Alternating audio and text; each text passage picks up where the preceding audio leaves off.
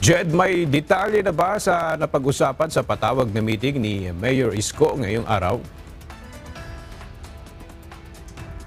Magandang tanghali, Aga. Kaninang umaga ay pinulunga ni Manila City Mayor Isko Moreno ang mga department heads sa lungsod. Ito ay upang magbigay ng direktiba para sa paghahanda sa posibleng epekto ng low pressure area at habagat. Ayon sa alkalde, mabuti na aniya yung maagang paghahanda upang maagap na matutugunan ang sitwasyon bago pa man ito tuluyang maramdaman o manalasa sa lungsod ng Maynila. Sa opening statement ni Manila City Mayor Isko Moreno, inilatag nito ang mga problemang kinahaharap ng lungsod tuwing panahon ng tag-ulan. Ayon kay Mayor Isko, kaninang umaga niya lang nalaman o nadiskubre na mayroon palang 215 na flood control projects sa Maynila, kung saan 203 pa lang aniya ang kanyang nakukumpirma rito at hinahanap pa rin nila ang 12 pang nasabing proyekto. Nabanggit din ng alkalde na sa lungsod ng Maynila matatagpuan ang pinakamalaking bahagi ng flood control projects. Ngunit sa kabila nito, nananatili aniya ang lungsod na isa sa pinakabahain sa Metro Manila. Kaya nangako si Mayor Isko Moreno na ibubulgar ang mga kongresistang sangkot sa flood control scam sa lungsod ng Maynila.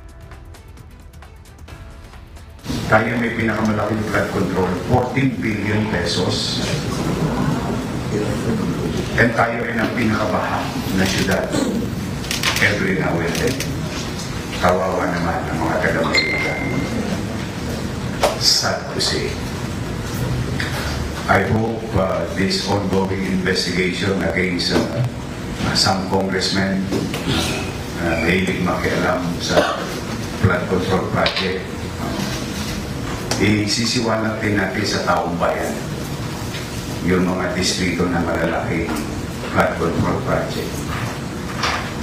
Matanong na.